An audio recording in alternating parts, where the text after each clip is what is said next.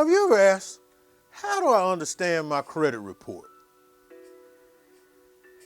In this video, I'm going to talk to you about your credit reports and how to better understand them.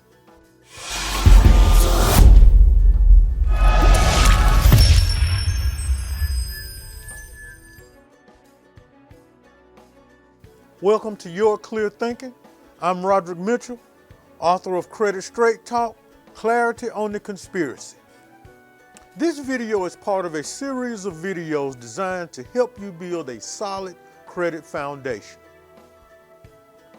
Remember to subscribe below, select the bell, and check the playlist. Your consumer credit rating has 5 parts that make up your credit score. The parts are payment history, percentage of credit used, new debt accumulation, age of credit, and credit mix maintained. Part 1 is your payment history, which is the most important of the 5 parts. It makes up 35% of your credit score.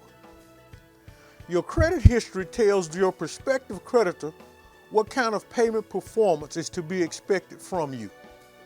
On-time payments, which were discussed in the video before this one, label you as paid as agreed, which is the best rating which can be given by the credit reporting companies. The more items you have listed this way, the better it is for your credit score. This does not mean that everything went perfectly during the life of the financial obligation.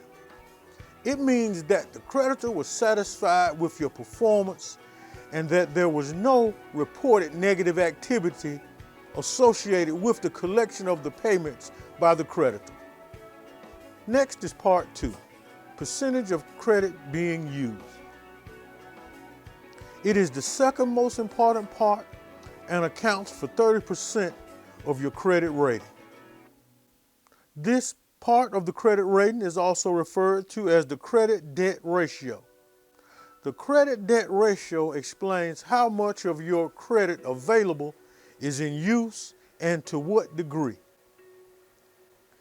In the credit debt ratio model, the same amount owed on an account can be rated 2 different ways, even when the interest rate is the same. In an example, I will explain 2 similar accounts, A and B, to point this out. In account A, the balance is $2,500 with an interest rate of 10% with a credit limit of $5,000. The credit debt ratio is 50% with half of the credit available. In account B, the balance is $2,500 with an interest rate of 10% with a credit limit of $7,500. The credit debt ratio is 33% of your credit is being used with a 67% availability. Example B is the most favorable position for a credit report rating because higher credit limits on fewer accounts is better than lower limits on multiple accounts, even if the amount of total credit is the same with matching interest rates.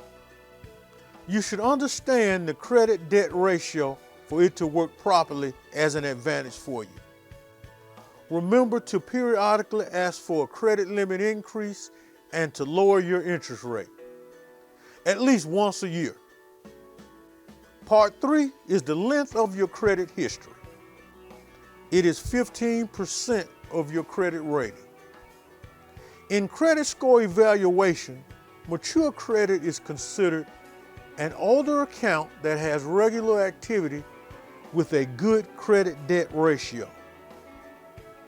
You are considered a low risk, strong performer with preferred customer status. New credit is automatically considered weaker because there is no supporting history for its performance, positive or negative. The higher risk is built in, which means higher interest rates, longer application processing time, lower credit limits, and no preferred customer status. Part 4 is new debt accumulation, which is 10% of your credit rating. New debt accumulation is a delicate part of the credit rating and should be monitored regularly to avoid excessive amount of open accounts that are not good for your credit rating, because a high number of open accounts are viewed as erratic behavior by reporting companies. And the reason that a high number of accounts are considered erratic is because it's a sign that you're going to overload those accounts with high balances and abandon them in the future. So limit the number of credit inquiries before making a purchase, because a high number of inquiries also gives that similar effect of account accumulation. You should always check your credit before even attempting to do a big credit purchase to eliminate the need for multiple inquiries. Remember, it is better to regularly increase the limits of your current accounts, as explained previously. The last but important part is the credit mix, which is 10% of your credit rating. The preferred mix is a mortgage, a vehicle loan, and 3 low-interest, high-limit credit cards, all in good standing for at least 1 year. A credit card that just sits open with no activity for long periods of time actually work against your credit report, because it is considered dormant. And by dormant, I mean it sits frozen with no activity, and that no activity for long periods of time counts against your credit score. A good idea is to get a free copy of your credit reports every year. So, watch the free credit report video and get yours. All right. In this video, I talk to you about understanding your credit reports.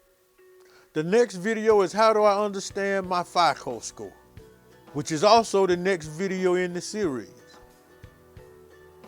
Remember to subscribe below, and together we rise.